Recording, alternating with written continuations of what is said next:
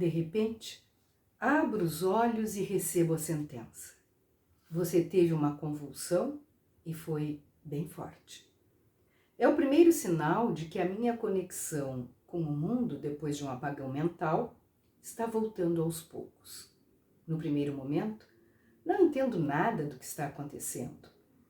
Aos poucos, me dou conta de que estou na minha cama, rodeado por gente da família e do pronto-socorro. O médico socorrista, então, percebendo que já estou recobrando a consciência, repete: você teve uma crise. Eu não lembro nada, minha cabeça dói muito, mas o anúncio, o de que acabei de ter uma crise epilética, cai como uma bomba. Mais uma derrota. Neste momento, sinto o cheiro de urina e me dou conta de que estou todo molhado da cintura para baixo, a cama alagada. Os esfíncteres, durante as crises epiléticas, quase sempre se descontrolam. Aliás, tudo é descontrole durante uma convulsão. Cruza, Gardenal, grita o garoto. Os olhares da gurizada se voltam então para o ponteiro direito, o Antônio, que avança com a bola nos pés pela lateral do campinho. O Antônio era um guri querido e craque de futebol, mas o apelido Gardenal o definia no colégio.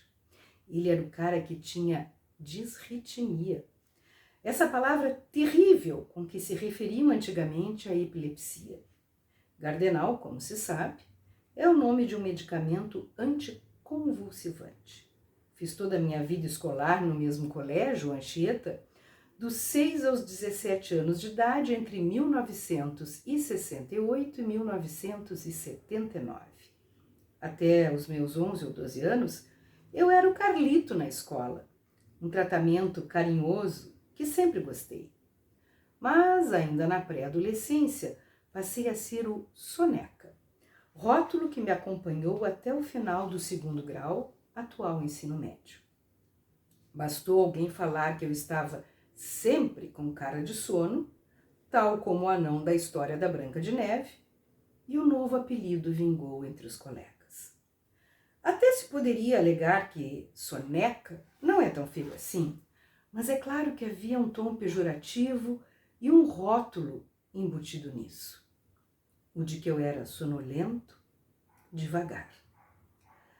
Ele está mais lento, disse o professor para minha mãe um dia, como se percebesse alguma mudança em mim. Dali em diante, até o final do ensino médio, fui aprendendo a lidar com as crises de ausência, a sonolência, a lentidão maior para fazer certas tarefas e ter alguns cuidados, como o de não dormir poucas horas. O primeiro indício de que eu tinha algum problema neurológico foi percebido aos 2 anos de idade, quando meu padrinho médico me viu ficar parado e torcer a cabeça levemente para o lado. Depois de um período curto de tratamento, até por volta dos 6 anos, as crises pareciam ter cessado.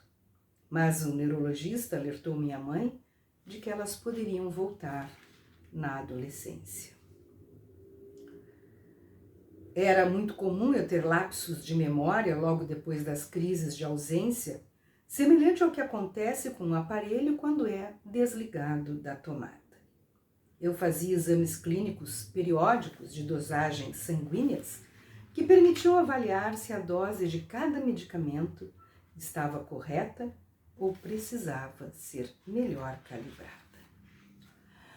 Acabei de ler alguns trechos do livro que trago hoje e na saleta de leitura, A Cor Púrpura da Epilepsia, da autoria de Carlos Escomazon, editora Casa Verde, recém-lançado.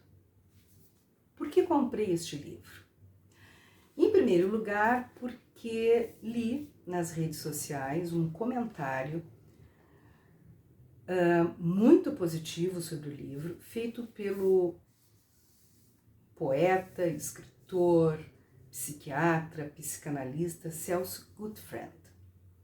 E todas as recomendações do Celso são muito bem-vindas para mim. tanto quanto os livros que ele escreve, desde que recomendações e livros por ele escritos não sejam especificamente da área médica.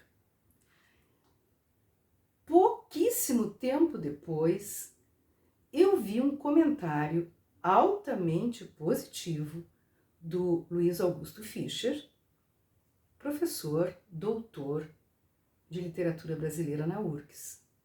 E como todas as recomendações do Fischer e os livros que ele escreve são imediatamente incorporados e aceitos por mim, também me chamou a atenção. Eram duas pessoas cujas opiniões eu respeito e acato, que davam a mesma impressão sobre o livro. E o terceiro motivo é que eu também tive epilepsia. Como autor do livro, a minha epilepsia também foi diagnosticada aos 2 anos de idade. Diferente dele, eu tive uma convulsão. E minha mãe, que estava grávida, acabou tendo o meu irmão antes do tempo esperado. Minha tia, Helena, que assistiu ao acontecido, sugeriu à minha mãe que me levasse a um neurologista. Tal como aconteceu com o autor, eu também tomei Gardenal. E também tomei outros medicamentos como Misoline, Comital, Comital L, que eram os medicamentos da época. E também como autor, tomei alguns, não sei se eu poderia chamar de antidepressivos, mas alguns remédios que eram Librium e Valium.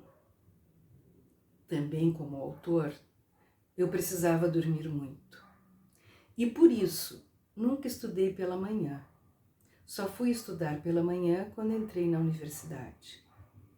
Também como autor, cada vez que eu tinha uma convulsão, a que eu chamava desmaio, os meus esfíncteres se descontrolavam, eu ficava toda molhada da cintura para baixo, eu não lembrava das coisas que tinham acontecido em um determinado período e vinha um sono incontrolável e eu dormia muitas horas. Assim como o autor, eu também fazia exames de sangue regularmente para medir a dosagem da medicação. Diferente do autor, isso não me fez ser mais lerda ou ter mais dificuldade na escola. Eu sempre fui uma excelente aluna, eu sempre fui uma esportista dedicada e boa no esporte que eu fazia. Eu sempre tive uma vida absolutamente normal. Verifiquei pela leitura do livro que o meu caso foi bem menos grave e bem menos forte do que o do autor. Na minha escola, desde a direção, passando pelos professores e até os colegas, as colegas que sentavam próximas a mim, todos sabiam que eu tinha disritmia cerebral e sabiam o que deveriam fazer caso eu tivesse uma crise. Me deitar no chão, de lado, sair de cima de mim, deixar entrar bastante ar e esperar que passasse. Enquanto isso, a minha família era avisada de que uma crise havia acontecido. Creio que eu tive alta lá pelos meus 18, 19 anos e sou muito grata ao meu neurologista, assim como o autor do livro.